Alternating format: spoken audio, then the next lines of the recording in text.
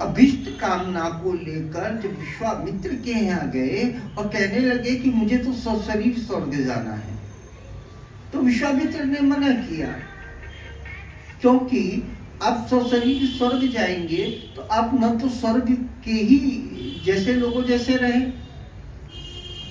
और न तो आप पृथ्वी जैसे रहे, तो वहां आप उसके सुख और दुख जो भी है वहां पर जो भी चीजें, वैसे तो स्वर्ग में सुख ही सुख है, तो आप उसका भोग नहीं कर सकते।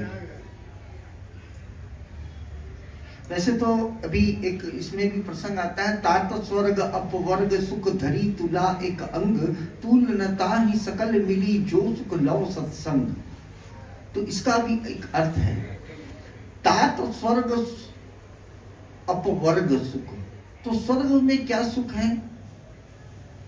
अब कोई स्वर्ग गया हो तो बता दे, लेकिन हम आपको बता देते हैं, हम गए नहीं है लेकिन मालूम है। स्वर्ग में 4 तत्वों का शरीर होता है, जैसे हम 5 तत्वों का शरीर है हमारे में, अग्नि, जल, वायु, आकाश, पृथ्वी, ये 5 तत्व है। लेकिन जब हम स्वर्ग जाते हैं तो वहां पे ये शरीर 4 तत्वों का हो जाता है। उसमें से पृथ्वी जो होती है वो खत्म हो जाती है, मिट्टी यहीं छूट जाएगी, राख। तो स्वर्ग में क्या है कि स्वर्ग के सुख में ये है कि जब हम स्वर्ग में 4 तत्वों का शरीर जाता है तो वो जो शरीर है वो जिस अभिष्ट कामना की इच्छा करता है वो चीज उसके सामने प्रकट हो जाएगी। भूख लगी है तो थाली आ जाएगी, लेकिन हम खा नहीं सकते उसको क्योंकि मिट्टी नहीं है, तो हम उसको देख के ही संतुष्ट हो जाएंगे, तृप्त हो जाएंगे। जैसे कि भगवान तातक दृष्टि से भोग लगाते हैं, भगवान को कभी खाते देखा क्या? देख लिया भोग लग गया, भावना थी कि भोग लग जाए, भगवान ने देखा भोग लग गया। तो उसी प्रकार से स्वर्ग में भोग खाने के लिए थाली आ जाएगी, लेकिन खा नहीं सकते क्योंकि हवा है।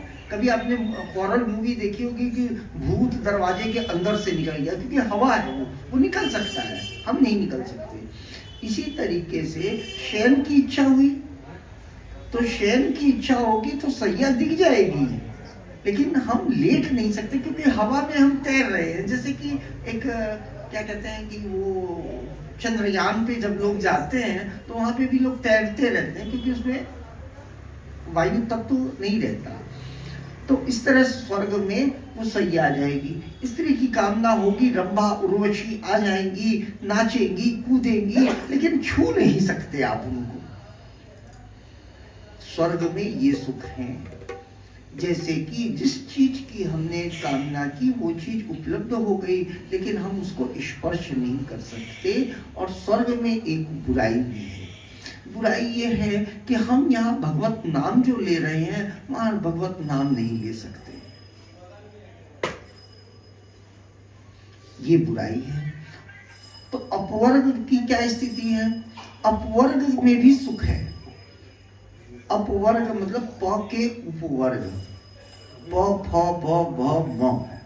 अब तो खुद ही आजकल तो गलत पढ़ते हैं, तो टीचर जी ऐसे झांकती है, रामायण भी नहीं पढ़ने आती।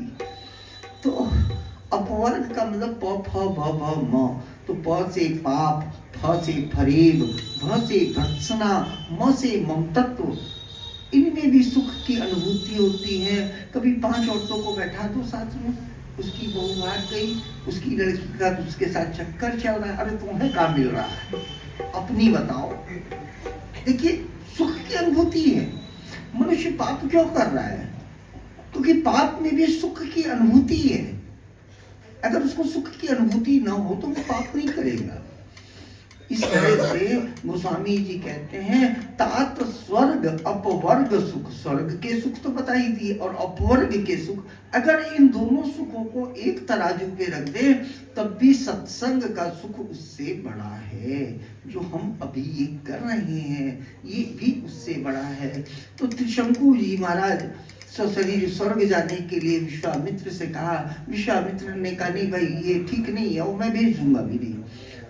त्रिशंकु ने सोचा कि तो नहीं भेजना है, तो चलो इनके विरोधी से मिलो। विश्वामित्र से जाके मिल गया। विश्वामित्र और वशिष्ठ दोनों में भेद, कामधेनु को लेकर लड़ाई चलती थी। तो ये कहे कि इनके शत्रु कौन है, क्या विश्वामित्र के यहाँ चले गए। विश्वामित्र से कह रहे हैं गुरु जी शरीर स्वर्ग नहीं भेज सकते, आप भेज सकते हो। तो कौन कर वशिष्ठ का, अरे वशिष्ठ ऐसा नहीं कर सकता तो मैं कर सकता हूँ, चलो मैं तुमसे शरीर स्वर्ग भेजता हूँ।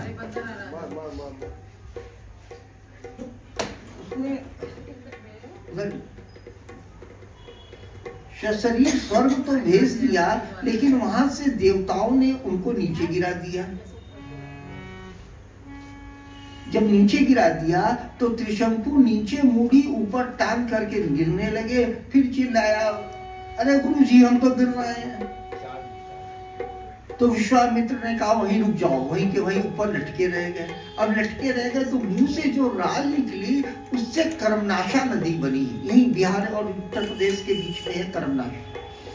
कर्मनाशा नदी की स्थिति ये है कि उसमें अगर स्नान कर लें या हमारा पैर भी पड़ जाए तो हमारे सारे पुण्य छिन्न हो जाएंगे, क्योंकि कर्मनाशा नदी जो थी वो इच्छाओं के उससे बनी थी। त्रिशंकु की इच्छा थी स्वर्ग जाने की, तो उसमें क्या था कि उसमें परहित की कामना नहीं थी, इसलिए कर्मनाशा बनी।